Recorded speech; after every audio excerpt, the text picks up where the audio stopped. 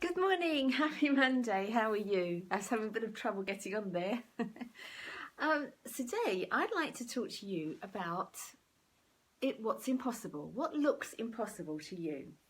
Now, I've just started a program called Creating the Impossible. It's a program that Michael Neal has devised, and I'm sure that some of you are on that, some of you that might be listening are on that.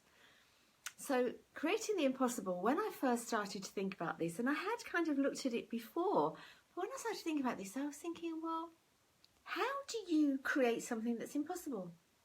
It's impossible. So what do you do about it? You can't do anything with something that's impossible, can you? But the more I started thinking about it, I started to think, okay, stop imagining what you could achieve or what looks difficult for you to achieve and start going a little bit beyond that. And then just about, I don't know, a week and a half ago or something like that, I was talking to somebody I work with, and we were talking about how difficult, I'm finding it difficult to get into rehab centres in the UK to work with those that are in rehab from drug, alcohol and mental health. Because all the rehab centres, especially if they're government funded, tend to be wedded to AA and Human Givens and CBT, that kind of thing. And are not necessarily open to working with the principles of mind, consciousness and thought, which is how I work. So I was just talking about this, and then she just said in a bit of a offhand, off the cuff comment, well, really somebody should start their own centre. Of course. It just kind of hit me between the eyes, and after she'd gone, I started thinking about it, and I thought about it more and more, and I just thought, that's it. That's my impossible goal. So my impossible goal is to open a centre for those people. I want them post-rehab, because that's the time, in my experience working in this field, that's the time that people are really lost, because they've been through the whole kind of sausage machine of rehab, and then they've been spat out the other end, and often they may have a room to live in that's been assigned to them, given to them, sometimes not. But they don't have any friends around, because often the friends that they had were the ones that they used with. So they don't have any friends. Quite often their families have cut ties for various reasons, so they don't have family around. Employers don't recognise how resourceful addicts are, because trust me, anyone that can find the money they do on a day-to-day basis to get what they need, they're resourceful. So they often don't have a job either. But what they do have is a lot of time to think. And then they start thinking about the things that they thought about that caused them to use in the first place. Because not only have they got all the things that they were thinking about from before, from their past, all of the insecurities, all of the lack of connection, everything that they've gone through, they've also got an awful lot of self-judgment now. Because they feel like they've wasted years, they feel like they've let people down, a whole host of reasons. So this is the time that I would really like to work with people. And I have this whole idea now of this centre that I want to create. I'm going to have mandatory well-being workshops. I'm going to have yoga rooms. I'm going to have acupuncture. I'm going to have cookery classes. I'm going to have classes for people to learn to write their CV, although CVs are not used quite so much now. So it could even be form filling. It could be interview practice, all of that kind of thing. There's going to be so many things. I'm absolutely buzzing with ideas. But it is impossible. How can I do this? It's totally impossible. I don't have any money to put into it. I don't have any contacts. It's totally impossible. Or is it? You see, when we start to have an impossible goal like that, we start to dream about it. Don't we? We start to daydream about it, and maybe even dream at night too. And then it feels real. It becomes to feel more real to us, doesn't it? I mean, have you ever had a dream and you've woken up and you might have been clutching a key, and when you wake up you're really surprised that you don't have a key? Where's it gone? And then you remember, actually it was in my dream.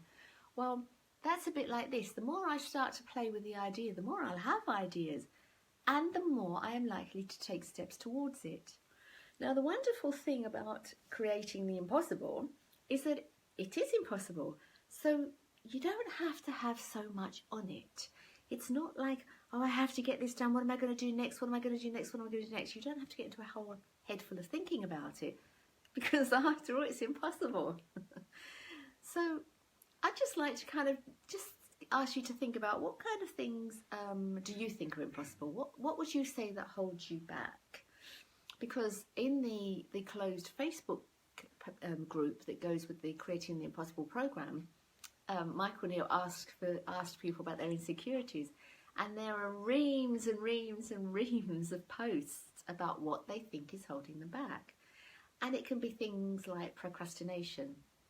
So let's do anything else except trying to start the task. Now that could be because there's a fear that it's not going to work out. So after all, isn't it better to not do it rather than start it and then fail? But of course, this is just a dream, isn't it? It's impossible. What can you fail?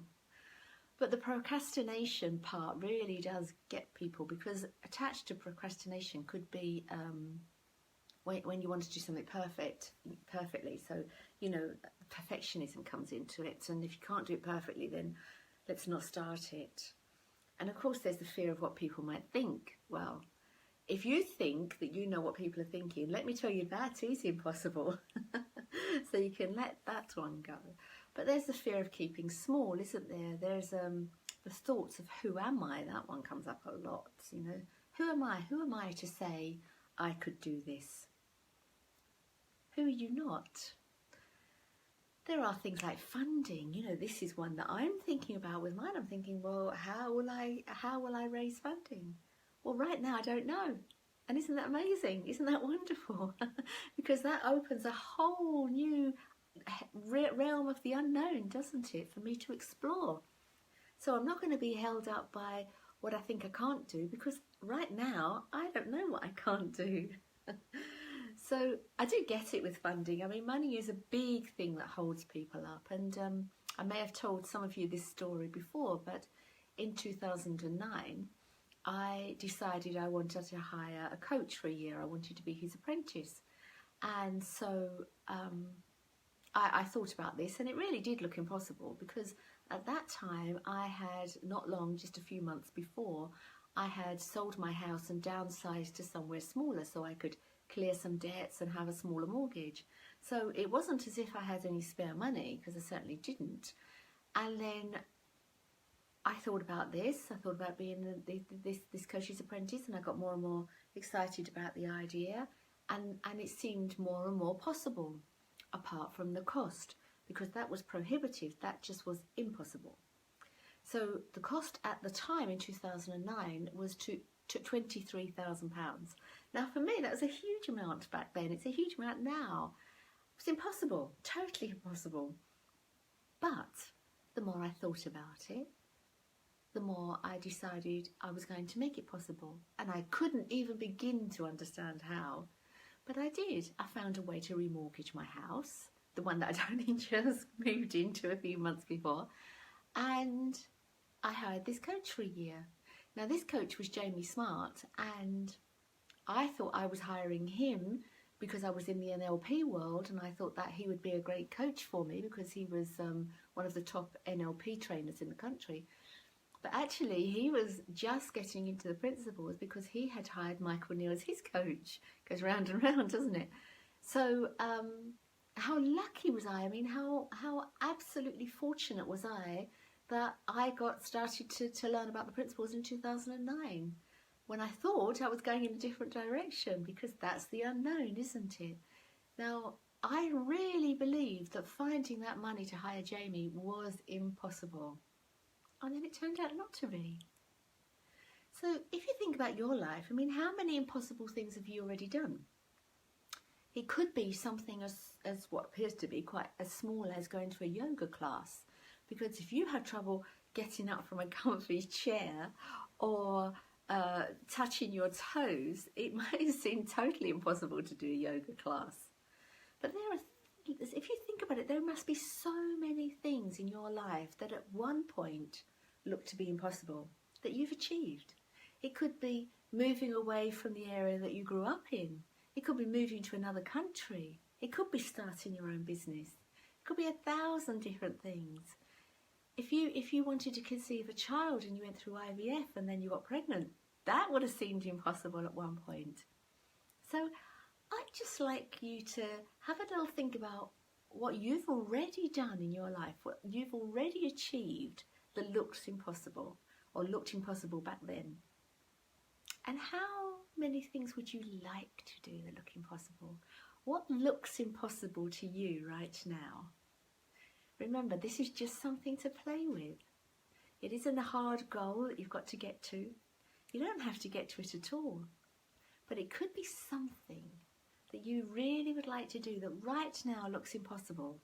And the more you dream about it, the more you play with the idea, who knows? The impossible can become possible. Okay, I'd like to leave you that thought now, and I'll see you next week. Okay, bye-bye.